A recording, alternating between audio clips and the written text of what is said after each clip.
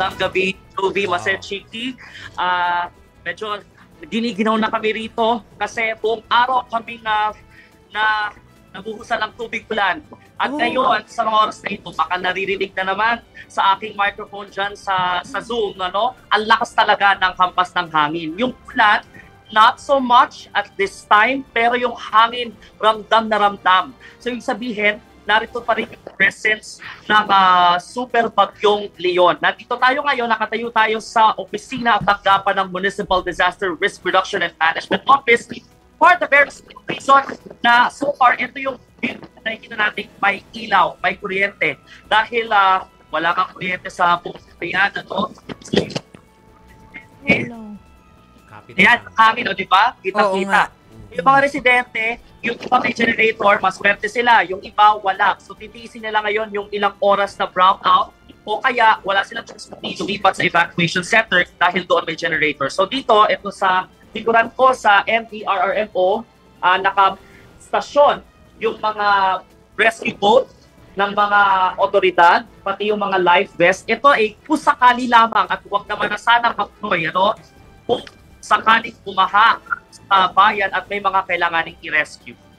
Brian, gaano nakadami yung pamilya, mga residente dyan sa area, yung pinalikas na? Kasi syempre gusto natin agapan na eh. Huwag nang i-rescue. Dapat safe na agad sila. Gaano kadami na yung pinalikas?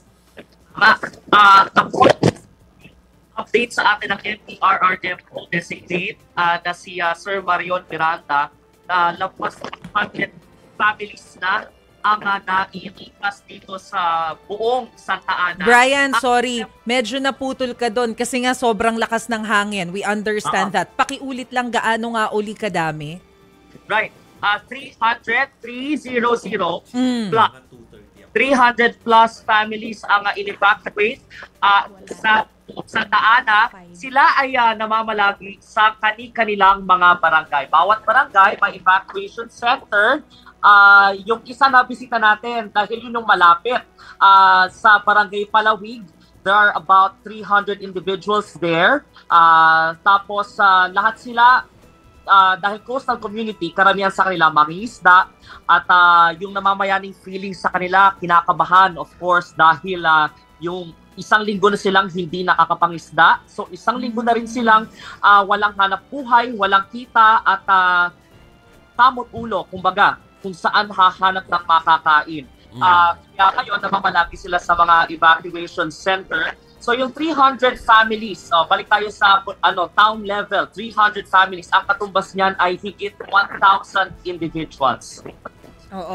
Brian, may sinasabi kasi yung DSWD, di ba, na may mga naka-preposition na pagkain. So I wonder, bakit pinoproblema ng mga mangingisda natin yung ilang araw nila na hindi pagtatrabaho dahil nga sa lakas ng alon kung may naka-preposition na mga pagkain dyan para sa mga residente? Siyempre, yung kanilang nakasanayan na, yung pinagisnan na hanap buhay, which is yung pangingisda, although it's top 2 na industry, ang top 1 industry actually is agriculture. But then again, siyempre, ang concern natin, yung concern ng mga nakausap natin at least, yung hanap buhay nila, lalo na medyo matagal, at yung palugit, no? Kasi ang karanasan nila dito ng bagyo is madalas daw isang araw dadaan ang bagyo, next day wala na. Ngayon daw medyo mahirap ang kanilang karanasan dahil may bagyong Christine ka, no? Pagkatapos ng bagyong Christine, sunod naman itong super bagyong Leon at buong magdamag yung hagupit. So medyo tumatagal yung mga araw na hindi sila nakakapagbenta rin ng mga pagkain o yung mga huli nila, hindi lang naibebenta, wala silang benta, wala rin silang huli. Kaya parang nagiging ramdam sa buong pamayanan yung impact nung kawalan nila ng hanap buhay.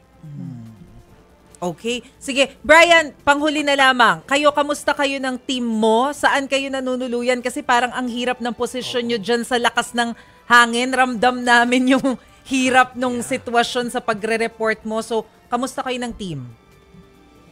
Medyo, ayun nga, kung mapapansin siguro ng ating mga kapatid, medyo may hamon no sa ating pagkukulat. Pagmula kanina pang tanghali, no, actually medyo fail yung report natin kanina sa One Balita Pilipinas kasi nga talagang yun yung kasabay nung pag-standby namin, talagang kasabay nun yung hampas ng hangin, yung pagbuong ng hangin, at saka yung buhos ng bulan. So medyo naging hapon talaga sa aming pagbabato ng impormasyon. Wala rin kaming Starlink sa ngayon, sa mga oras na ito, kaya nakadepende tayo sa ating phone data. So in terms of sa matutuluyan, bukas pa naman yung ilang mga resort dito kasi para sa kalaman din ng ating mga manonood at mga nakikinig, ang Santa Ana po ay tinaguri ang kumbaga paradise, no, of the Northeast. Dahil nga marami ditong beaches na hindi pa masyadong natutuklasan, kaya meron din mga resort dito. Kaya titingnan natin kung makakatuloy tayo sa isa sa mga ito. Hopefully bukas naman ang mga ito, lalo na again, yung mga taga-rito sa Santa Ana, Cagayan, lalo na ay sanay na. Kumbaga, pihasa na sila pagdating sa karanasan nila sa bagyo. Kaya hindi sila basta-basta, we're not expecting naman na basta-basta sila magsha-shutdown ng business or basta-basta silang, yung biglang mawawala out of the blue. So, titignan natin kung meron tayong matutuloy. Pero for sure naman, hopefully, meron naman para patuloy tayong makapagpulat sa mga susunod na araw.